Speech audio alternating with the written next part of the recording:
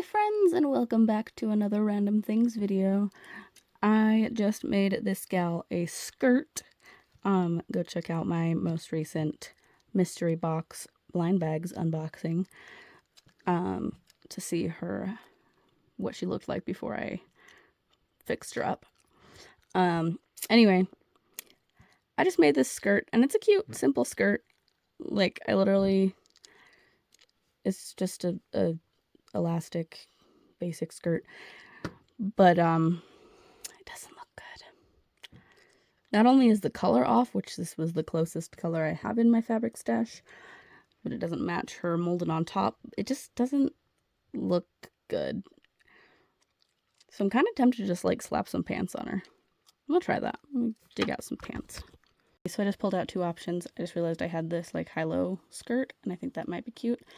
And then these vintage Barbie pants. I don't know if they'll fit her though, because they're from the 90s when Barbie had a really skinny waist. So let's try these on. Decided to start with the skirt, and she's cute. Not my favorite, but it's pretty cute. All the pants, and they actually fit surprisingly well. Like, they're velcroed in the back and everything. And I don't know how I feel about these either. I don't know. I think I like these better than the skirt. Maybe I should get her some jeans instead, which I do have Barbie jeans. These just happen to be what I decided to pull out. I don't know. The glitter might be throwing me off, which I kind of think I might rebody her anyway, so maybe I'll like try and get the glitter off. I don't know. Alright, so I've settled on these yellow pants. I think they look good. Now another thing. She has bigger feet than Barbie, but I have some shoes that might actually fit her that don't fit any dolls that I currently have. They're Ariel shoes, but princesses can share. That's what I was afraid of. I think these are for the Mattel Disney princesses, which still have bigger feet than Barbie, but I guess smaller than the Hasbro ones.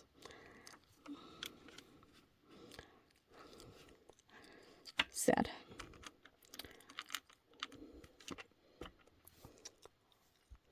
This pair actually does fit. I thought these were the exact same mold, but I guess they are slightly different. So these ones do fit her. They don't really match her outfit, but wow.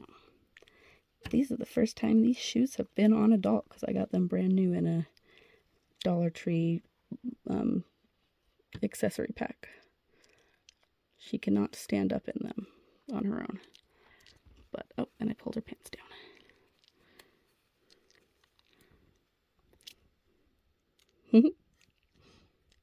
And I just styled her hair a little bit. I just pulled the front bits back. I think she looks super cute. And on that note, I just wanted to show you guys, I've actually been using my old braces, rubber bands, for doll hair elastics because they don't break in heat, and they seem to not be dry rotting nearly as fast as my other rubber bands that I use for doll hair. So that's what I've been using. So I'll keep you guys updated on if they dry rot or not, but so far so good. I just think it's kind of funny. I still have a crap ton of these, even though my braces have been removed from my face. So why not use them? Welcome back to really weird stuff that we do with our dolls. So I'm trying to remove this glitter. I first tried non-acetone nail polish remover. It didn't make a dent. Then I tried acetone, and it didn't really do anything other than starting to melt the plastic, which is what I was afraid of. I should have stuck with my gut and not gone with acetone.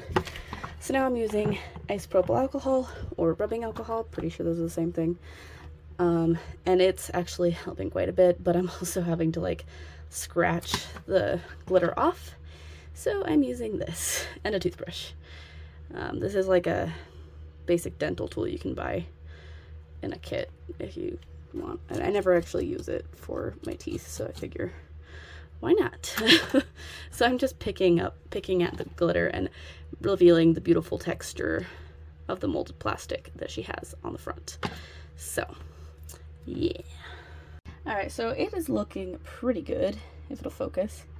Like, pretty messy, but you can actually see the molded plastic. But it's being really slow. So I think I'm going to soak her in some isopropyl alcohol.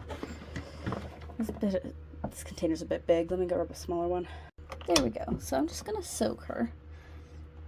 Don't worry, I have windows open and I had the fan going a minute ago. It's just a little loud for recording.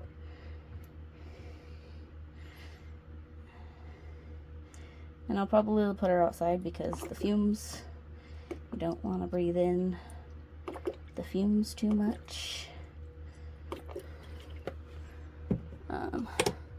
Yeah, I'm just gonna let her soak like that. I might like tilt it a little bit so she's more in there without using a ton of rubbing alcohol. And yeah, we'll see what happens. I'm gonna leave her for a few hours. It's been ever so slightly windy. Right now there's no breeze at all, but you never know when the wind's gonna pick up. So I have this piece of wood that whoever camped here last left these. We'll probably take them with us for firewood. That's one thing. We camp on BLM land a lot, and people like to break the law and dump stuff on BLM land because it's not very well regulated. So we always try to clean up what we can. We threw away some like broken camp chairs and stuff at our last site, or not our last site, the site before that. So yeah. Anyway, so I'm just gonna leave her like this for a few hours. So I brought her inside and did some more scraping, and I was able to get a good amount off. It doesn't look great, but I was planning on painting over it anyway. I think I'm gonna try using sandpaper because we're almost out of water, so that's fun.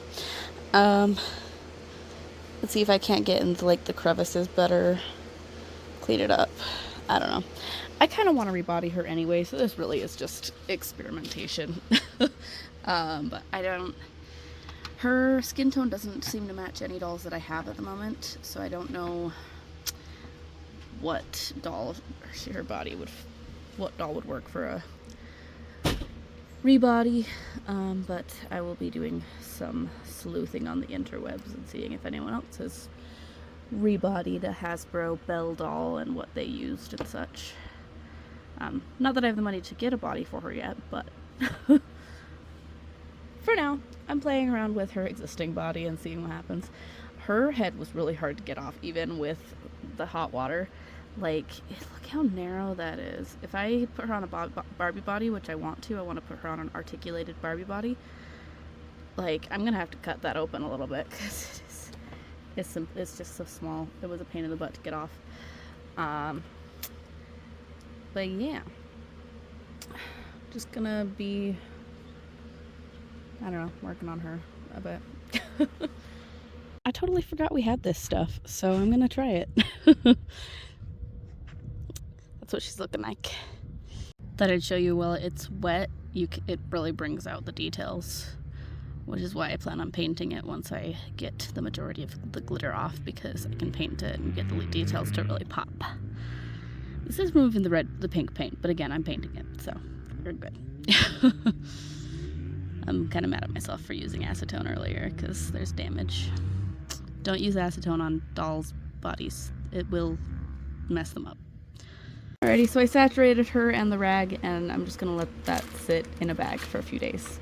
Hopefully eat at all of that adhesive, because there is a crap ton of it. So yeah. And then her head will find a place to live until then.